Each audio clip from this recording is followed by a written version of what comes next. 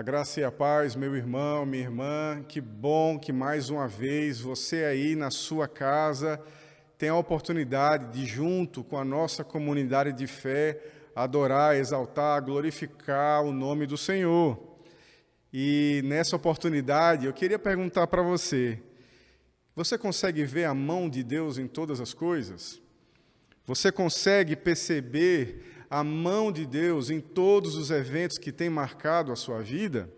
O salmista, no capítulo 66, nos convida a bendizer o nome do Senhor o tempo todo, pois ele sabe que Deus é especialista em transformar o sofrimento em refinamento, que Deus é aquele que nos prova, mas que no final nos sustenta e nos livra da opressão. Por isso, eu convido você agora a acompanhar aqui no nosso vídeo a leitura do texto bíblico que está no Salmo 66, no capítulo 66, dos versículos 8 ao 20, que diz o seguinte: Bendigam, ó povos, o nosso Deus, façam ouvir a voz do seu louvor. É Ele quem preserva com vida a nossa alma e não permite que resvalem os nossos pés. Pois tu, ó Deus, nos provaste, tu nos refinaste como se faz com a prata. Tu nos deixaste cair na armadilha, puseste uma pesada carga nas nossas costas, fizeste com que os nossos inimigos cavalgassem sobre a nossa cabeça. Passamos pelo fogo e pela água, porém, afinal, nos trouxeste para um lugar espaçoso. Entrarei na tua casa com holocaustos, a ti pagarei com os meus votos, que os meus lábios fizeram e que no dia da angústia a minha boca prometeu. Oferecerei a ti holocaustos de animais gordos, com aroma de carneiros. Oferecerei novilhos e cabritos. Venham e escutem todos vocês que temem a Deus, e eu contarei o que Ele tem feito por minha alma. A Ele clamei com a boca, com a língua o exaltei. Se no coração eu tivesse contemplado iniquidade, o Senhor não teria me ouvido. Entretanto, Deus me ouviu e atendeu à voz da minha oração. Bendito seja Deus, que não rejeitou a minha oração, nem afastou de mim a sua graça. Inspirados nesse salmo maravilhoso, eu convido você agora a reclinar a sua cabeça, fechar os seus olhos aí na sua casa, para juntos fazermos uma oração de adoração. Senhor nosso Deus, nosso Pai, louvado e exaltado seja o teu nome. Que privilégio que nós temos fôlego para bendizer o seu santo e poderoso nome, porque tu és o único Deus, o Deus vivo. Obrigado, Pai, porque até aqui o Senhor tem preservado as nossas vidas, o Senhor tem cuidado de todos os nossos irmãos. Obrigado, Pai, porque as enfermidades não têm chegado nas nossas casas. E por isso, Pai, nós te agradecemos porque o Senhor, apesar desta pandemia, de todas as dificuldades, o Senhor tem conduzido o seu povo, o seu rebanho. Obrigado, Pai, porque apesar de todas as provações, o Senhor tem nos conduzido em segurança. E por isso, nós oferecemos as nossas vidas, nós oferecemos o nosso coração, nós oferecemos para Ti tudo o que temos, para continuar bendizendo o Seu santo nome. Louvado e exaltado seja, Pai, no nome de Jesus. Amém.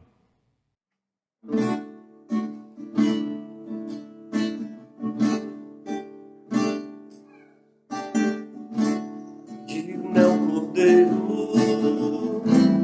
que foi morto, santo, santo Ele é. Um novo cântico ao que se assenta sobre os tronos do céu.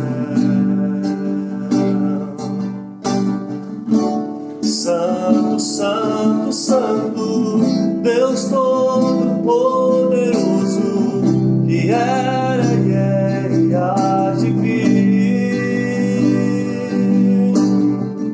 Com a criação eu canto louvores ao Rei dos Reis.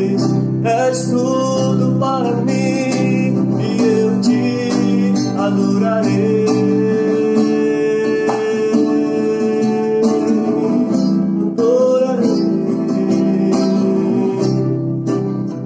Sim, Senhor, estás vestido do arco-íris, som de trovões, luzes, relâmpagos, louvores, honra e glória, força e poder para sempre, ao único Rei, eternamente. Santo, Santo, Santo, Deus Todo-Poderoso, e age aqui. Com a criação eu canto louvores ao Rei dos Reis. És tudo para mim e eu te adorarei.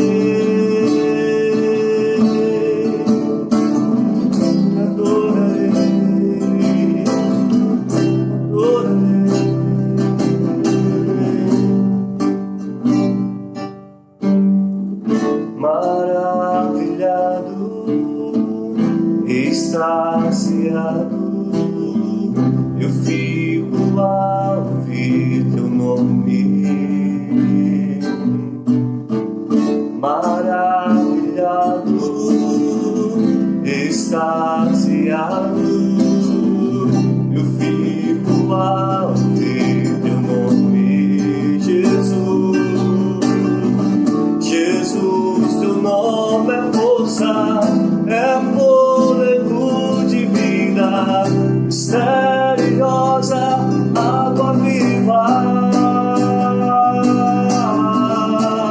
Santo, Santo, Santo, Deus Todo-Poderoso, e age vir. Com a criação eu canto louvores ao Rei dos Reis. És tudo para mim e eu te adorarei. A palavra do Senhor no livro do profeta Isaías, capítulo 1, versículos 18 ao 20, diz o seguinte: o Senhor diz: venham, pois, e vamos discutir a questão. Ainda que os pecados de vocês sejam como um escarlate, eles se tornarão brancos como a neve. Ainda que sejam vermelhos como o carmesim, eles se tornarão como a lã. Se estiverem dispostos e me ouvirem, vocês comerão o melhor desta terra. Mas se recusarem e forem rebeldes, vocês serão devorados pela espada, porque a boca do Senhor o disse. A palavra do Senhor é muito bem clara. A confissão de pecados, ela é um convite que é baseado num relacionamento. Se nós confiamos nesse Deus que é todo-poderoso, que cuida de nós, que provê todas as nossas necessidades, a nossa segurança, por que não abrirmos o nosso coração e confessarmos aquilo que temos deixado de fazer e aquilo que nós estamos fazendo que desagrada ao Senhor? Por isso, eu convido agora você, nesse momento, a mais uma vez, abaixar a sua cabeça, elevar os seus pensamentos ao Senhor e colocar diante dEle tudo aquilo que nós precisamos confessar. O nosso Deus tem prazer em misericórdia, por isso eu convido você, aí na sua casa, junto comigo, fazer essa oração de confissão. Feche os seus olhos. Senhor nosso Deus, nosso Pai, louvado e exaltado seja o teu santo nome. Nós, quando elevamos as nossas mentes, o nosso coração a Ti, elevamos com a esperança, porque nós sabemos que o Senhor é um Deus que pode todas as coisas, inclusive perdoar os nossos pecados.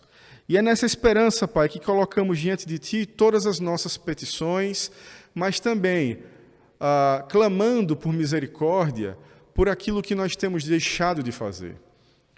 No momento que nós vivemos, nós somos convidados a ficar reclusos, mas isso não quer dizer que nós não temos deveres, que nós não temos obrigações, que nós não devemos agir diante dos Teus mandamentos. E por isso, Pai, nós confessamos os nossos pecados. Nós confessamos aquilo que nós estamos deixando de fazer por omissão. Mas também, Pai, nós colocamos diante de Ti tudo aquilo que temos dito, que nós temos escrito, que nós temos feito, que tem desagradado o Seu coração. Por isso, Pai, perdoa-nos. Perdoa-nos por tudo aquilo que nós temos feito e deixado de fazer. Perdoa-nos por nós não estarmos cumprindo aquilo que a Tua palavra nos ensina. Obrigado, Pai, porque, apesar de nós, o Senhor tem prazer na misericórdia. Obrigado, Pai, porque, apesar de nós, o Senhor nos lava, nos limpa, nos purifica de todo o pecado e nos deixa como a lã. Louvado e exaltado seja o Teu nome, Pai. Obrigado pelo Teu poder, pela Tua majestade, pelo Teu cuidado e pelo Teu prazer em cuidar de nós todos os dias. Louvado seja o Teu santo nome, no nome de Jesus. Amém. A palavra do Senhor diz, lá no Salmo 103, versículo 17, o seguinte: mas a misericórdia do Senhor é de eternidade a eternidade sobre os que o temem. Por isso, meu irmão, nós somos perdoados no nome do nosso Senhor Jesus Cristo. Que Deus lhe abençoe. Vamos continuar louvando e adorando nosso Deus, declarando essa maravilhosa graça sobre nossa vida. Quem tem poder sobre o pecado, Teu amor é poderoso, o Rei da glória, o poderoso Deus.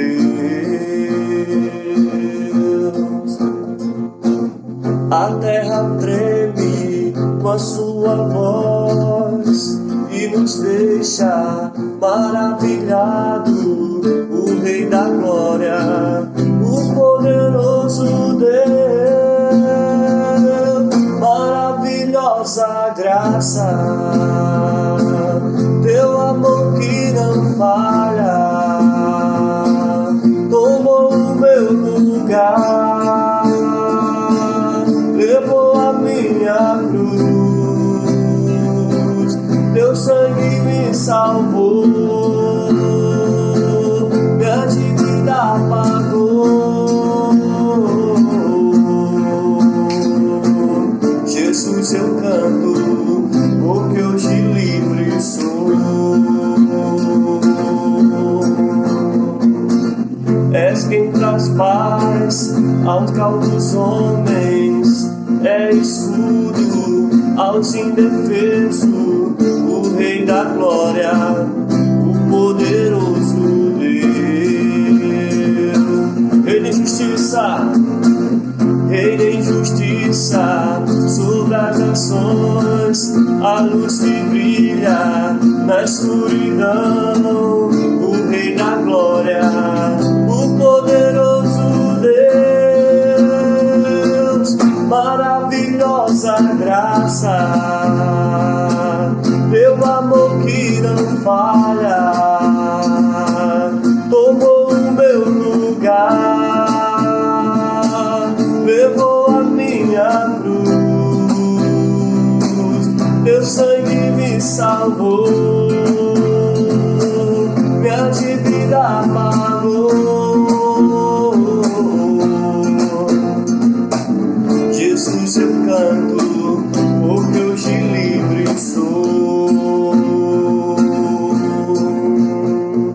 Digno é o Cordeiro de Deus, digno é o Cordeiro que a morte venceu, digno é o Cordeiro de Deus, Ele é, digno é o Cordeiro que a morte venceu, digno é o Cordeiro de Deus, digno é o Cordeiro que a morte venceu, digno é o Cordeiro de Deus, Ele é, digno é o Cordeiro. Maravilhosa graça, Teu amor que não falha, tomou o meu lugar, levou a minha cruz, Teu sangue me salvou, minha dívida pagou. Jesus, eu canto, porque hoje livre sou. Jesus, eu canto, porque hoje livre sou.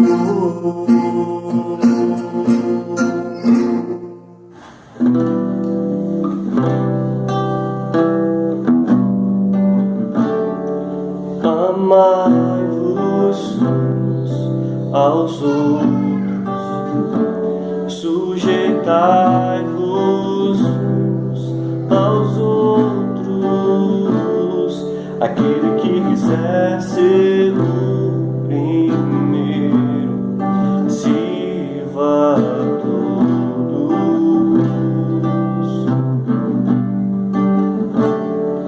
Temos um lugar no coração de Deus. Importa que Ele cresça e eu diminua. Quero servir aos meus irmãos, assim como Jesus. Temos que ser como o Pai em Cristo é. Temos que ser para que o mundo creia que o Pai o enviou. Temos que ser como o Pai em Cristo é. Temos que ser para que o mundo creia que o Pai o enviou. Temos que ser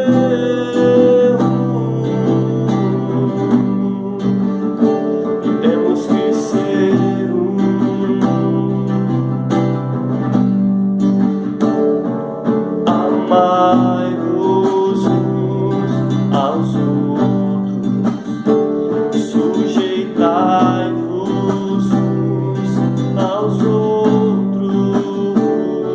Aquele que quiser ser o primeiro, sirva a todos.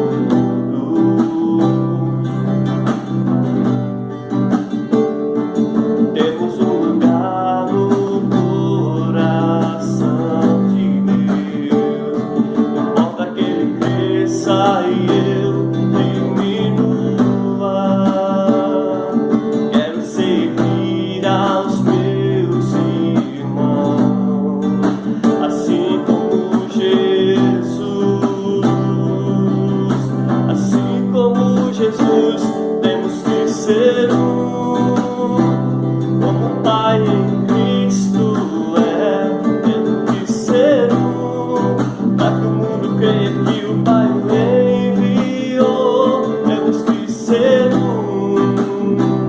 como o Pai em Cristo é. Temos que ser para que o mundo creia que o Pai o enviou. Temos que ser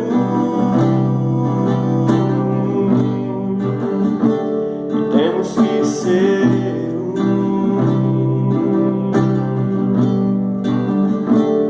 temos que ser Olá, irmãos, é bom estar junto com vocês mais uma vez.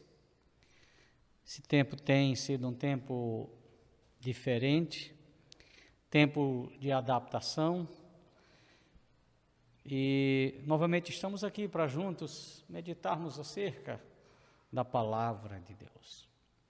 Uma das grandes buscas do ser humano é da felicidade. Há muitos filmes, muitas histórias, e talvez um dos filmes mais famosos que você tenha visto, aquele filme com Will Smith, A Procura da Felicidade, em que ele passava por diversas lutas e a felicidade estava em ele vencer profissionalmente. E há muitas histórias assim. Obviamente que, por conta dessa busca da felicidade, a questão do sofrimento é uma questão sempre muito difícil de se aceitar. E eu queria meditar com vocês um pouco sobre a história desse homem que vocês conhecem, um homem de um nome tão pequeno, mas de uma história tão grandiosa. e de um sofrimento tão grande, que é Jó. Em Jó, capítulo 1, verso 1, diz assim: havia um homem na terra de Uz, cujo nome era Jó.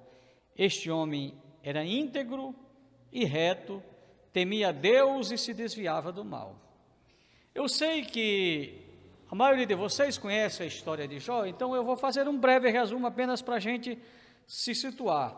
Jó era um homem rico, importante, tinha 7 filhos e 3 filhas, possuía 7.000 ovelhas, 3.000 camelos, 500 juntas de boi, 500 jumentas, muita gente a seu serviço. Era o maior de todos aqueles homens do Oriente. Era um personagem real, Jó existiu. Mas ao mesmo tempo, Jó, esse personagem da Bíblia, é um símbolo de todo aquele que sofre e que tenta entender a razão do seu sofrimento. Porque todos nós, muitas vezes, em algum momento da vida, nas adversidades, nas lutas, no sofrimento, nós nos perguntamos: por que sofremos? A história de Jó é uma história de perdas. Primeiro ele perde os bens, depois perde os filhos, depois perde a saúde, o respeito, a dignidade, até que finalmente ele perde o amor à vida.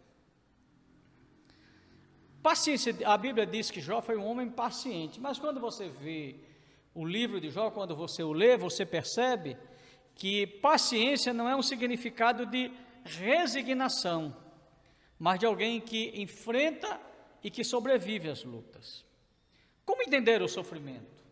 As religiões, as filosofias têm a sua maneira de entender o sofrimento. O sofrimento pode ser entendido como retribuição. É aquela frase: aqui se faz, aqui se paga. É a lei do karma, aquela lei que ajusta o efeito à sua causa, ou seja, todo bem ou mal que tenhamos feito numa vida haverá de trazer-nos consequências boas ou mais para essa vida, ou nas próximas existências, porque essa é uma concepção do espiritismo e do hinduísmo. Mas também o sofrimento, e alguns podem entender como castigo. E essa era a teoria dos amigos de Jó, que quando souberam do seu sofrimento, vieram para consolá-lo. Todo sofrimento é o resultado de uma punição de Deus. Esse é o senso comum até mesmo para muitos crentes. Deus pode castigar? Sim. Mas eu antecipo que o livro de Jó vem nos mostrar que isso não é uma regra. Porque se fosse assim, muitos estariam melhor do que muita gente que está vivendo longe de Deus. A galeria dos heróis da fé está cheia de gente virtuosa e que sofreu exatamente por causa da sua fidelidade a Deus. Eu posso citar o exemplo de Daniel, eu posso citar o exemplo de Abel, e desde Abel até os dias de hoje, em que em muitos lugares o islamismo, o Estado Islâmico crucifica cristãos, onde há perseguição a cristãos no mundo, e o justo sofre e morre. Então, dizer que todo sofrimento é castigo não explica muitas coisas. Também há uma concepção filosófica que diz que o sofrimento pode ser uma coisa totalmente sem sentido. Não existe Deus, não existe castigo, não existe lógica nenhuma no sofrimento. Essa é a perspectiva do existencialismo, principalmente do existencialismo nihilista, que foi representado, esse existencialismo, no século passado, principalmente por Albert Camus e Jean-Paul Sartre, 2 pensadores franceses. Mas o sofrimento, especialmente do justo, há uma outra perspectiva. Ele não pode ser entendido ou explicado do ponto de vista da perspectiva humana e terrena. Quem lê o livro de Jó todo, quem conhece toda a história de Jó, vai perceber uma coisa: Deus não explica a Jó em nenhum momento a razão do seu sofrimento. Pode ser que talvez você tenha encontrado, mas às vezes que eu li o livro de Jó, eu não consegui encontrar uma resposta de Deus a Jó a respeito do seu sofrimento. Agora, é preciso dizer, e que isso fique bem claro, que, em essência, todo sofrimento é consequência da queda. Vivemos em um mundo caído. Então, a pergunta que fica é: como lidar com o sofrimento? Como enfrentar esse sofrimento que acontece na vida, inclusive de homens como Jó, temente a Deus, que era reto, que se desviava do mal? Em primeiro lugar, nós podemos enfrentar o sofrimento como um aprendizado, sem revolta, mas sem resignação, porque a revolta nos torna amargos, a resignação nos torna fatalistas, e todos nós crescemos no meio do sofrimento, e nós podemos aproveitar o sofrimento e aprender com ele, e crescer com ele, e amadurecer com ele. Mas nós podemos também encarar o sofrimento com esperança. O cristão pode se apropriar daquilo que Paulo, quando escreve aos Romanos, no capítulo 8, no verso 18, ele diz: porque para mim, tenho por certo que as aflições deste tempo presente não são para comparar com a glória que em nós há de ser revelada. Paulo encara o sofrimento dessa perspectiva. O sofrimento terá fim. A nossa esperança em Cristo não se resume a esta vida. Então eu encaro com esperança, porque eu sei que todas as aflições desse tempo não podem se comparar com aquilo que Deus tem preparado para o cristão, enfrentar o sofrimento como esperança. Mas o sofrimento também pode ser encarado como um teste de fé, porque no sofrimento a nossa fé em Deus, ela é testada. A fé que Jó trazia no seu coração foi uma fé testada, provada, no fogo do sofrimento, no fogo das lutas, nos embates que ele enfrentou no meio daquela tempestade de dor e de sofrimento que tomou conta da sua vida. Porque nós podemos nos perguntar no meio do sofrimento: o que me leva a crer em Deus? O que recebo desse Deus? Quem Ele é? Para enfrentar o sofrimento, nós temos que ter diante de nós algumas certezas que a palavra de Deus nos traz, porque quando Deus responde a Jó, Deus não responde explicando as coisas para Jó, mas dizendo quem ele é. E nós podemos ter no coração, à luz das Escrituras, diante de nós, a seguinte certeza: em primeiro lugar, a Bíblia atesta que Deus é bom. Quando você estiver no meio das lutas, quando você estiver no sofrimento, quando você estiver na provação, lembre de que Deus é bom. Nem sempre é fácil trazer isso ao coração, mas é um princípio que deve estar muito firme em nós. Deus é bom. Em todo o tempo, Deus é bom. Deus é bom o tempo todo. Mas também a Bíblia atesta outra verdade sobre Deus, é que Deus é justo. O que acontece no mundo em que nós vivemos, esse Deus que governa o mundo não é um Deus injusto. Deus não é injusto em nenhuma das suas coisas. Temos que ter essa certeza no coração. Foi a resposta que está lá no livro de Gênesis. Porventura, na pergunta de Abraão, não fará justiça o Deus de toda a terra? Deus é justo. Toda a Bíblia é perspassada, é atravessada, é percorrida com essa afirmação de que o nosso Deus é justo. Ele é justo em todas as coisas, em todos os seus caminhos, em todas as suas decisões, em todos os seus decretos, em tudo aquilo que Ele determina. Deus é justo. Tenha isso no seu coração. mas tenha também que Deus é sábio. Quem entende a mente de Deus, quem compreende a mente de Deus? Nós não compreendemos, às vezes nós queremos contender, discutir, o próprio Jó tentou argumentar, tentou perguntar a Deus, tentou questioná-lo, mas Deus responde com toda a sabedoria, a maneira como Ele criou as coisas, a maneira como Ele criou o universo, a maneira como Ele organizou as coisas, para dizer: eu sou um Deus sábio, não há nada neste universo que não esteja encaixado dentro de um projeto de sabedoria, de um projeto pensado com muita propriedade. Deus é sábio. No meio do sofrimento, é um teste de fé. Você precisa crer que Deus é sábio. Precisa crer que Ele é santo. Deus é santo.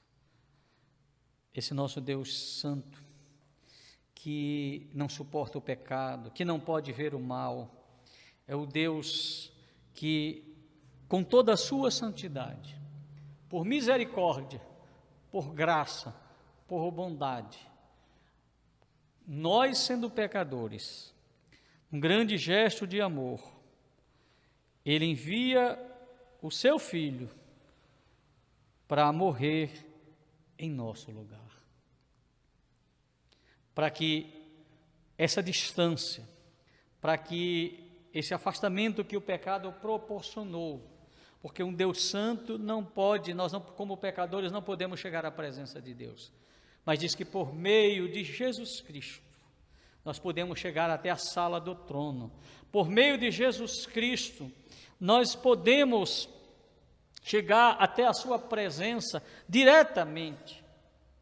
E aí, meus irmãos, para a gente enfrentar o sofrimento, é preciso olhar para Cristo e olhar para Cristo pensando o seguinte: o Deus em quem eu creio, o Deus a quem eu sirvo, por amor a mim, Ele não poupou o seu próprio Filho, Ele sacrificou o seu próprio Filho. E é com propriedade que o profeta diz que Cristo levou sobre si as nossas dores, nossa enfermidade, nosso sofrimento. Ele sofreu e conhece o que é o sofrimento, a nossa dor, mas acima de tudo, Ele sofreu, morreu, ressuscitou, para que em meio às lutas, o sofrimento, nós não perdêssemos a esperança. Nós pudéssemos dizer, como Jó disse, e lá no meio do livro de Jó, no meio de um vendaval, de uma luta, de um sofrimento, de uma angústia profunda, Jó exclama uma das frases mais preciosas das Escrituras: eu sei que o meu Redentor vive e que por fim se levantará sobre a terra. Temos que ter isso no nosso coração. O nosso Redentor vive, Ele ressuscitou, Ele vai voltar, Ele vai estabelecer o seu reino, e no seu reino não haverá lágrima, não haverá pranto, não haverá dor, não haverá sofrimento, não haverá separação, porque todas essas coisas passaram. Deus fez novas todas as coisas por meio de Jesus Cristo. Nós não vamos viver nesse mundo, nem encontrar o ideal de felicidade como utopia que nós encontramos nos filmes e nas histórias. Esse ideal de felicidade, dizemos com mais profunda convicção, olhando a vida em sua realidade, é uma ilusão, uma utopia. O que nós temos é esperança. É esperança porque o nosso Senhor Jesus Cristo venceu. Já na sua despedida, e eu quero concluir com isso, Ele disse aos seus discípulos, e diz a nós hoje, e diz a nós todos os dias: no mundo vocês terão aflições. Tenham bom ânimo, eu venci o mundo. Deus lhe dou a minha paz. Que a paz de Cristo seja o árbitro em nossos corações, todos os dias, nos dias bons, nos dias maus, nos dias alegres, nos dias tristes, também nos dias de sofrimento. Que Ele nos abençoe. Amém. A palavra do Senhor diz que Deus ama aquele a quem dá com alegria. Isso está escrito lá na carta de Paulo aos Coríntios, né? E a gente vem repetindo esse versículo muitas vezes em momentos como esse, onde você tem a oportunidade de trazer aqui ao altar do Senhor, quando tínhamos a oportunidade de conviver aqui como igreja, nesse espaço, e você ainda pode fazê-lo na sua casa. Dízimo, meu irmão, minha irmã, não é obrigação. Dízimo não é uma coisa para não lhe dar prazer. Dízimo não é para ser um peso para você. Dízimo é adoração, né? Do mesmo jeito que você tem prazer de louvar o Senhor aí na sua casa, do mesmo jeito que você tem prazer ao Senhor em servi-lo com o seu trabalho, com os seus dons, com os seus talentos, você também tem que buscar no Senhor esse prazer de devolver um pouquinho daquele que Ele tem dado para você todos os dias. O Senhor é o Senhor da provisão.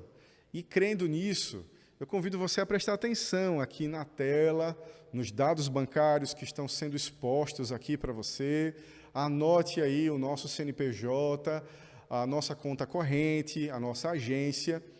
E se você tem alguma dificuldade para entregar o seu dízimo, por causa desse momento de pandemia, não deixe de entrar em contato com o nosso tesoureiro. Aqui ao lado do nosso vídeo vai aparecer também o nosso telefone da nossa lista de transmissão. Mande uma mensagem para a gente, que a gente vai encaminhar para o nosso tesoureiro. Por isso, adore ao Senhor também com aquilo que você tem, com aquilo que você pode ofertar. Finalmente está pronto. Tudo ok para a nossa transmissão com os Cabras de Cristo, nesta próxima quinta-feira, às 21 horas. Você tem um encontro marcado com essa transmissão tão especial que está sendo preparada já há algumas semanas. E eu peço para você que já coloque aí no seu celular um lembrete. 21 horas, quinta-feira dessa semana, eu vou acompanhar ao vivo a transmissão dos Cabras de Cristo.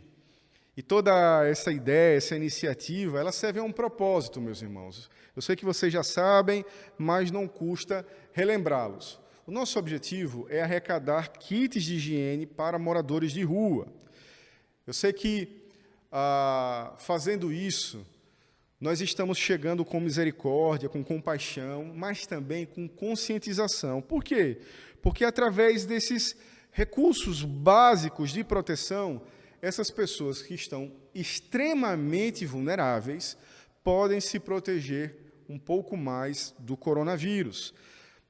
Todos sabem, não existe nenhum remédio, não existe nada hoje que cure essa infecção, esse vírus. Mas sabemos que através da prevenção, de uma boa higiene, da utilização de máscaras, nós conseguimos adotar medidas que são possíveis para evitar a entrada do vírus no nosso organismo. E por isso que nós contamos com seu apoio durante essa transmissão, para que aquilo que Deus colocar no seu coração, você oferte nessa transmissão. Nós já contamos hoje com uma equipe de 19 pessoas que já estão escaladas para levar amor, compaixão, misericórdia na distribuição desses kits. E nós contamos com você também, com a sua oferta generosa. Que Deus possa abençoar você com os louvores que serão cantados nesse dia. A palavra nos diz que sem fé é impossível agradar a Deus. E esse é um momento de fé. Eu sei que você tem que sempre trazer à mente o coração. Como diz o hino, quantas bênçãos, dize quantas foi para que você não desanime no meio das lutas. E é com fé que nós vamos orar a Deus. Enquanto eu estiver orando, você também ora comigo. e você vai apresentar a Deus aquilo que está no seu coração. Deus é esse Pai bondoso, compreensivo, que permite que você possa dizer a Ele todas as coisas. Eu já contei essa história algumas vezes, mas talvez algumas pessoas que estão me ouvindo hoje não tenham escutado. É uma história até singela. Quando o Felipe, meu filho, era criança, e a geração dele toda gostava de videogame, e ele estava um dia jogando videogame, e aí depois ele veio e disse: pai, eu não estava conseguindo passar de fase, e eu orei e consegui. Isso para alguns pode parecer uma coisa tola, pode parecer que uma coisa que não se deve ocupar a Deus com isso, mas é interessante que a Bíblia nos ensina que Deus, como Pai, Ele é compreensivo, e nós temos essa liberdade de dizer para Ele o que está no nosso coração. Nem tudo Ele vai responder como nós desejamos ou queremos, mas nada é impossível de ser apresentado diante de Deus. Então oremos com fé, e Ele, como Deus sábio, justo, bom e Deus de amor, responderá de acordo com a sua providência. Então oremos. Querido Deus, que bom é saber que Tu és o nosso Deus, e que Tu não mudas. Isso significa que porque Tu não mudas, o Teu amor por nós não muda. A Tua compaixão, a Tua misericórdia, a Tua graça são eternas e permanentes. Tu nos amastes antes da fundação do mundo. E de lá para cá, e até a consumação de todas as coisas, Teu amor não mudará, nem o Teu cuidado para conosco. Mas nós queremos mais uma vez declarar o quanto nós somos carentes e dependentes de Ti, porque sabemos que sem Ti nada podemos fazer. Então nós apresentamos a Ti, neste momento, a vida dos enfermos, sejam as enfermidades simples, a de hoje, uma dor de cabeça, seja uma enfermidade crônica, uma enfermidade grave, até uma enfermidade que possa levar a óbito, mas nós apresentamos todas porque não há nenhuma enfermidade que não possa ser objeto do Teu poder, da Tua intervenção, da Tua cura. Oramos pelos nossos queridos, pelos nossos amados, pela nossa saúde. Também, mais uma vez, nós queremos apresentar nossas famílias, que sejam guardadas nesses dias difíceis. Abençoa as famílias da igreja. E nesses dias que se avizinham de crise, de dificuldade, guarda o Teu povo, sustenta, como sustentaste o Teu povo no deserto, com maná, com codornizes, e dia a dia Tu os guiava. Guarda o Teu povo nesse tempo difícil, Senhor. Supre cada necessidade dos Teus filhos, ó Deus. E dá, Senhor, que como os Teus filhos, sejamos generosos, sejamos presentes na vida das pessoas, ó Deus. Nós queremos, Senhor, assim Te pedir pelos lares, pelas famílias, pelos nossos familiares que estão desviados, por aqueles que ainda não confessam a Cristo. Queremos pedir pelo nosso país, dias de crises grandes nesse país, no nosso estado, na nossa cidade, na vida da Tua igreja, os seus pastores, suas lideranças, presbíteros, diáconos, cada liderança e cada pessoa que faz parte desta igreja. Abençoa, Senhor, os Teus servos. Fortalece-os nesses dias de isolamento e às vezes até de solidão, que se sintam acolhidos, amados e fortalecidos por Ti, Senhor. Muito obrigado, Senhor, pelo Teu cuidado por nós, que não falha, que não cessa. E nós cremos porque oramos a Ti, em nome de Jesus. Amém. Agora, recebamos a bênção. A graça de nosso Senhor e Salvador Jesus Cristo, o amor de Deus o Pai, a comunhão e a consolação do Santo Espírito de Deus, seja com seu povo aqui e em toda a terra, agora e para sempre. Amém.